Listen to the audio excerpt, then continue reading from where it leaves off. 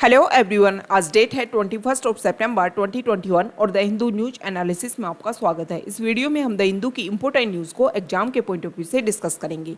नीचे description box में Telegram channel volcano IAS academy का लिंक दिया हुआ है।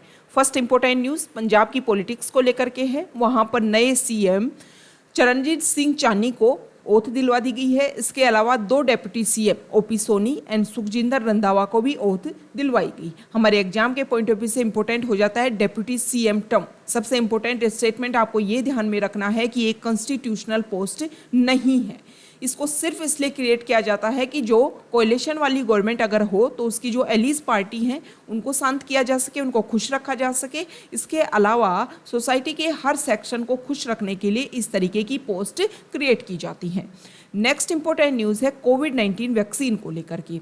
हमारे इंडिया एक प्रोग्राम चला रहा था वैक्सीन मैत्री प्रोग्राम। ये बात है कोविड-19 की सेकेंड वेव आने से पहले का। इसमें इंडिया जो है वो कोवैक्स जो इनिशिएटिव है, कोवैक्स इनिशिएटिव ये है कि कोविड-19 की जो वैक्सीन है उसका ग्लोबल एक्सेस हो सके। इसके लिए इंडिया ने ये प्रोग्राम चलाया था ताकि पूरे वर्ल्ड में वैक्सीन को हम भेज सकें और सभी एरिया में वैक्सीन की अवेलेबिलिटी हो सके। लेकिन कोविड की सेकेंड वेव के बाद में कोविड की सेकेंड वेव जैसे ही आई हमने इसको बंद कर दिया। अब दोबारा से union health minister Mansukh Mandaviya ने बोला है कि हम दोबारा से इस प्रोग्राम को स्टार्ट करेंगे क्योंकि हमारा जो मोटो है वो है वसुधैव कुटुंबकम। हम पूरे ग्लोबल लेवल को अपना एक परिवार मानते हैं। ओके, अब यहाँ पर 29 मई 2021 के डाटा दे रखे हैं कि उससे पहले इंडिया ने कितनी वैक्सीन की सप्लाई कर दी थी। यहाँ पर कंट्रीज़ के नेम बता रखे हैं कि ना सिर्फ हमने इंडिया ने ना सिर्फ हमारी जो रीजनल कंट्रीज़ हैं जैसे कि श्रीलंका हो गया, नेपाल हो गया, म्यांमार, इसके अलावा बांग्लादेश, ये कंट्रीज़ तो हमारी रीजनल कंट्रीज़ हैं, मतलब नेबर कंट्रीज़ हैं। इनको हमने ना सिर्फ हमने नेबर कंट्रीज़ को वैक्सीन की सप्लाई की बल्कि जो अदर कॉन्टिनेंट में जो कंट्रीज़ हैं उनको भी हमने सप्लाई की। जैसे नाइजीरिया, मोरक्को, UK, ये सारी जो इथियोपिया, ये सारी जो कंट्री हैं वो अदर कॉन्टिनेंट में एग्जिस्ट करती हैं। ओके, अब ये देखो, ये तो हमने देख लिया वैक्सीन मैत्री को, देख लिया कोवैक्स को, देख लिया। कोवैक्स जो है वो गवी अलायंस के द्वारा कोलैड किया जाता है और इसमें Coalition for Epidemic Preparedness Innovations and the World Health Organization, ये सब मिलकर के ये कोवैक्स इनिशिएटिव स्टार्ट किया गया था। अब ये गवी क्या है? गवी है एक वैक्सीन अलायंस। इसको सन 2000 में इसकी स्टार्टिंग की गई और इसमें ये किया गया था कि ग्लोबल लेवल पर जो वैक्सीन है उसको लेकर के अलायंस किया जाए ताकि जो पब्लिक और प्राइवेट सेक्टर आकर के मिल करके एक साथ वर्क करें और वैक्सीन की अवेलेबिलिटी हमेशा हो सके। इसके जो कोर पार्टनर्स हैं गवी अलायंस के, उसमें WHO, यूनिसेफ, वर्ल्ड बैंक और bill and Melinda Gates foundation है, वो सब मिलकर के, मतलब प्राइवेट सेक्टर भी और पब्लिक सेक्टर भी दोनों मिलकर के इस अलायंस में काम कर रहे हैं। नेक्स्ट है coalition for Epidemic Preparedness innovations. इसके बारे में भी हम देख लेते हैं, CEPI के बारे में। इसको 2017 में ग्लोबल पार्टनरशिप के तहत लॉन्च किया गया था ताकि फ्यूचर में जो भी एपिडेमिक्स हो उनको स्टॉप करने के लिए वैक्सीन को डेवलप किया जा सके।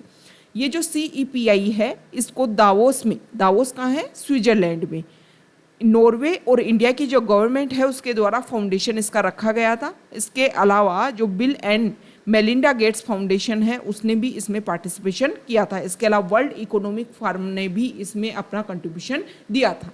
ओके, तो ये जो पॉइंट्स हैं, कुछ इंपॉर्टेंट टर्म्स हमारे आर्टिकल में जो भी इंपॉर्टेंट टर्म्स हैं उसके बारे में हमने बेसिक फैक्ट्स देखे, हमारे प्रीलिम्स के पॉइंट ऑफ व्यू से इंपॉर्टेंट हो जाती हैं। इसके अलावा मेंस आंसर राइटिंग में कि इंडिया ने कोविड को निपटने के लिए ना सिर्फ अपने कंट्री के लिए बल्कि अदर रीजनल कंट्रीज़ देख लीजिए या फिर आप अदर और कंट्रीज़ देख लीजिए जहाँ पर जाकर के भी इंडिया ने हमेशा से हेल्प की है।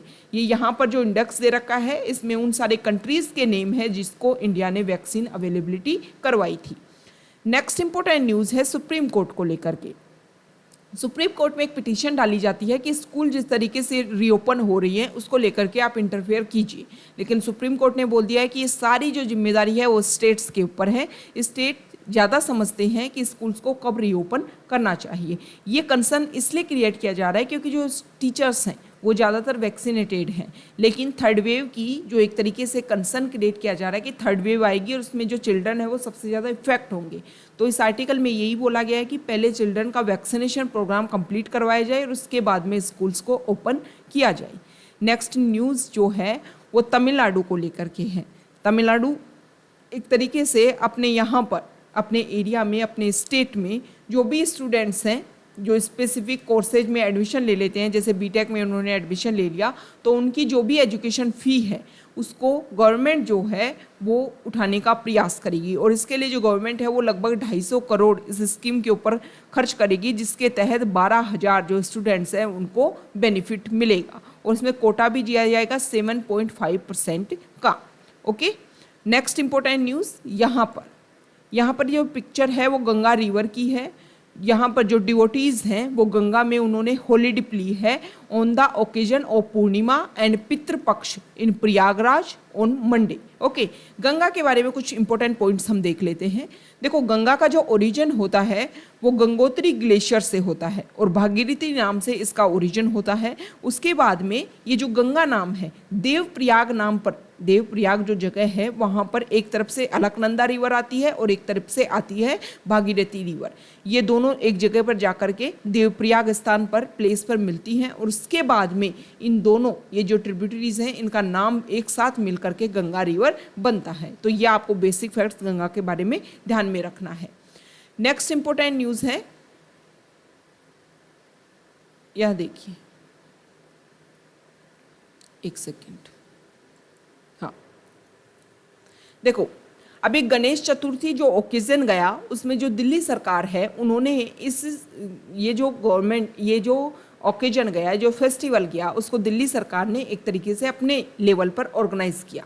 तो उसी को लेकर के दिल्ली हाई कोर्ट में एक पिटीशन डाली गई कि गवर्नमेंट का इस तरीके से किसी रिलीजन स्पेसिफिक कोई भी ओकेजन है उसमें पार्टिसिपेशन करना गवर्नमेंट का एक तरीके से गलत है, क्योंकि हम जो सेक्युलरिज्म जो टर्म है उसको फॉलो करते हैं। ओके, तो इसी को लेकर के ये बात क्लियर की गई है कि क्या आम आदमी पार्टी ने ये गलत किया है क्या। इसी को लेकर के सुप्रीम कोर्ट ने, जो दिल्ली हाई कोर्ट है, उनके जो जजेस हैं उन्होंने बोला कि भाई क्या हमारा जो कॉन्स्टिट्यूशन है उसमें इसके बारे में कुछ भी नहीं बताया गया है। ओके, अब ये जो सेक्युलर वर्ड इस आर्टिकल में आ रहा है उसके बारे में हम देख लेते हैं। हमारा जब कॉन्स्टिट्यूशन बना तो उसमें सेक्युलर वर्ड को इंक्लूड नहीं किया गया था। बाद में 42nd कॉन्स्टिट्यूशनल अमेंडमेंट एक्ट 1976 के तहत सेक्युलर वर्ड को यूज़ किया गया था। इसमें माना जाता है कि जो स्टेट है वो सभी रिलीजन को इक्वली साथ देगा। ऐसा नहीं है कि किसी एक रिलीजन की तरफ ज़्यादा इन्फ्लुएंस होएगा और किसी एक रिलीजन से बिल्कुल अपने आप को दूर करेगा। सभी जो रिलीजन है उनके साथ में जो स्टेट की जो दूरी है, जो डिस्टेंस है वो समान है। मतलब दूरी भी रखेंगे लेकिन जो दूरी है वो समान रखेंगे। मतलब ये है कि हमारे इंडिया में जितने भी रिलीजन हैं उनको इक्वलिटी ट्रीट किया जाएगा। Next important news smoke tower को लेकर के है। यहाँ पर हमारे इंडिया में सबसे पहले दिल्ली में 2 स्मोक टावर इंस्टॉल किए गए हैं ताकि पोल्यूशन को ख़त्म किया जा सके। अभी इसमें जो स्मोक टावर है उसमें फिल्टर्स को इंस्टॉल कर दिया गया है और ये माना जा रहा है कि जैसे ही ह्यूमिडिटी कम आएगी उसके बाद में ये जो स्मोक टावर है वो वर्क करना स्टार्ट कर देगा। इसके जो फैंस हैं वो ऑपरेशन करना स्टार्ट कर देंगे। IIT बॉम्बे जो है वो यहाँ पर स्टडी करेगी और स्टडी करके ये देखेगी कि पोल्यूशन का लेवल कितना कम हो रहा है, ये जो प्रॉब्लम है उसको हम कितना सॉल्व कर पा रहे हैं। नेक्स्ट इंपॉर्टेंट न्यूज़ यहाँ पर बताया गया है कि लास्ट ईयर दिल्ली सरकार ने पूसा के साथ में मिलकर के एक बायोडिकम्पोजर बनाया था और इस बायोडिकम्पोजर को स्प्रे के रूप में यूज़ किया गया स्टबल के ऊपर। स्टबल से क्या होता है कि जैसे ही इस बायोडिकम्पोजर का यूज़ किया गया, ये जो स्टबल है मतलब इस टाइम पैडी की कल्टीवेशन होती है और पैडी की कल्टीवेशन होने के बाद में जो फार्म्स हैं उनको तैयार किया जाता है नेक्स्ट फार्मिंग के लिए, नेक्स्ट एग्रीकल्चर टाइम के लिए। ओके, यहाँ पर बीट की क्रॉप उगाई जानी है तो उसके लिए तैयार करना जाना है और जो ड्यूरेशन होता है वो बहुत ही कम होता है। इसीलिए जो स्टबल होते हैं कि वो जल्दी से गल जाएं, इसके लिए उनको जला दिया जाता है। ओके, तो इस बायोडिकम्पोजर में भी यही बात ध्यान में रखी गई कि सबसे मेन प्रॉब्लम क्या है, ड्यूरेशन है और ये जो स्टेबल हैं इनको जल्दी से जल्दी सॉफ्ट बनाना है। और इस बायोडिकम्पोजर का जब स्प्रे किया गया तो जो पैडी फील्ड्स हैं उनको काफ़ी ज़्यादा फायदा हुआ। और इसमें रिसर्च में ये भी सामने आया है कि जो सॉइल की जो फर्टिलिटी है वो और ज़्यादा इंक्रीज हुई है। तो इस समय प्रेजेंट टाइम में जो स्टेबल बर्निंग जो प्रॉब्लम है इसको ख़त्म करने के लिए जो गवर्नमेंट है वो पैडी फील्ड्स में फिर से बायोडिकम्पोजर को स्प्रे करेगी। और इससे क्या होगा, और अदर एरियाज़ में, मतलब जो एरियाज़ हैं जो बायोडिकम्पोजर के तहत लास्ट ईयर जिसमें बायोडिकम्पोजर यूज़ किया गया था उसके अलावा अदर एरिया में भी इसको इंक्रीज किया जाएगा। मतलब जो फार्मिंग लैंड है उसमें उसको इंक्रीज किया जाने वाला है, क्योंकि जो फार्मर्स हैं वो इससे काफ़ी ज़्यादा हैप्पी हैं और उन्होंने ये माना है कि इसके काफ़ी बेस्ट रिजल्ट निकल करके आए हैं। ओके, नेक्स्ट इंपॉर्टेंट न्यूज़ है, यहाँ पर देखिए NIRF national institutional ranking framework, इसका 6th एडिशन पब्लिश हुआ ताकि हायर एजुकेशन में जो भी हमारे यहाँ पर यूनिवर्सिटीज़ हैं उनका एक तरीके से पता लगाया जा सके कौन सी यूनिवर्सिटी बेस्ट है और कौन सी यूनिवर्सिटी जो कमज़ोर है। इससे क्या होता है, देखो जब भी इस तरीके की रैंकिंग आती है तो यूनिवर्सिटीज़ की जो रैंकिंग है वो सामने होती है। इससे जो हम एक तरीके से फॉरेन एजुकेशन, फॉरेनर हमारे इंडिया में अट्रैक्ट होते हैं कि हाँ इस जो यूनिवर्सिटी है इसकी इतनी रैंकिंग एग्जिस्ट करती है। इसके अलावा जो यूनिवर्सिटीज़ के लिए और भी रैंकिंग आती हैं जैसे कि academic ranking of world universities, times higher education and Quacquarelli Symonds. ये जो रैंकिंग्स हैं वो यूनिवर्सिटीज़ का लेवल पता करती हैं कि उसमें कितना खर्चा किया जाता है। लेकिन इस आर्टिकल में ये बताया गया है कि जो टॉप पे जो वैकेंसी, टॉप पे जो यूनिवर्सिटी है और उसमें ही टॉप 100 लगभग यूनिवर्सिटी का डाटा निकाला जाता है और अदर जो रैंकिंग्स हैं उसमें अलग अलग क्राइटेरिया के आधार पर रैंकिंग निकाली जाती है। लेकिन इस आर्टिकल में सबसे बड़ी प्रॉब्लम ये माना गया है कि जो फर्स्ट नंबर पर जो यूनिवर्सिटी है और इसके अलावा 10th नंबर पर जो यूनिवर्सिटी है उसमें भी अगर आप गैप देखोगे तो हर एरिया में, आप चाहे फंडिंग के एरिया में देख लीजिए या फैकल्टी के एरिया में देख लीजिए, बहुत ही बड़ा गैप देखने को मिलता है। मतलब ऐसी यूनिवर्सिटी जिन्होंने टॉप रैंकिंग में अपना प्लेस लिया है उनमें भी जो फंडिंग है, उनमें भी जो रिसर्च वाला एरिया है, उनमें भी जो फैकल्टी वाला एरिया है वो काफ़ी बड़ा गैप रखता है। ओके, अब 100 यूनिवर्सिटी को लेकर के ये डाटा निकाला गया। जो अदर यूनिवर्सिटीज़ जो इसमें शामिल नहीं हो पाई वहाँ पर आप देखिए कि वहाँ पर तो क्या हालात होंगे, क्या कंडीशन होंगी। तो इस आर्टिकल में यही बताया गया है कि देखो इस तरीके की रैंकिंग निकालने से हमें यूनिवर्सिटीज़ का जो भी बेसिक लेवल है, जो भी वहाँ पर कंडीशन है वो क्लियर कट समझ में आती है। समझ में ये करना है कि उन पर जो भी उनकी फैकल्टी को, फंडिंग को लेकर के, रिसर्च को लेकर के जो भी गैप है उसको फिल करने की कोशिश करनी चाहिए, आवश्यकता है, इसेंशियल ज़रूरत है ये, तभी जा कर के जो हम जिस टारगेट के लिए ये रैंकिंग्स निकालने लगे हैं ना उस टारगेट को हम तभी ही अचीव कर पाएंगे। नेक्स्ट इंपॉर्टेंट न्यूज़ है मैरिटल रेप को लेकर के। इस आर्टिकल में बताया गया है कि अभी हाल फिलहाल में जो केरला हाई कोर्ट है उन्होंने ये माना कि जो मैरिटल रेप है वो एक तरीके से डाइवोर्स का बेसिस बन सकता है। लेकिन छत्तीसगढ़ जो हाई कोर्ट है उसने ये माना कि जो मैरिटल रेप है वो डाइवोर्स का बेसिस नहीं बन सकता और मैरिटल रेप को आप रेप की कैटेगरी में नहीं रख सकते हो। ओके, जस्टिस JS वर्मा 2013 में एक कमेटी बनी थी और उस कमेटी ने एक बात बोली थी, जस्टिस वर्मा कमेटी, उन्होंने बोला था कि the notion that a wife is no more than a subservient chattel of her husband has since been given in the UK. The European Commission of Human Rights has held a rapist remains a rapist regardless of his relationship with the victim. Marital rape is a criminal offense in South Africa, Australia and Canada among other countries. इन्हीं सब बातों को ध्यान में रख करके देखो जो रेपिस्ट है वो रेपिस्ट होता है। अगर आप उसके साथ में कोई रिलेशन है तो वो रिलेशन उस क्राइम को एक तरीके से ढक करके नहीं रख सकता है। बहुत सारी कंट्रीज़ में इसको बैन भी किया गया है, इसको क्रिमिनल ऑफेंस माना गया है। लेकिन हमारे इंडिया की अगर हम बात करें तो अगर हम इसको एक क्रिमिनल ऑफेंस मानते हैं तो बहुत सारे, ये आशंका लगाई जा रही है कि बहुत सारे ऐसे केसेस जो हैं फॉल्स केसेस रजिस्टर्ड होने लग जाएंगे।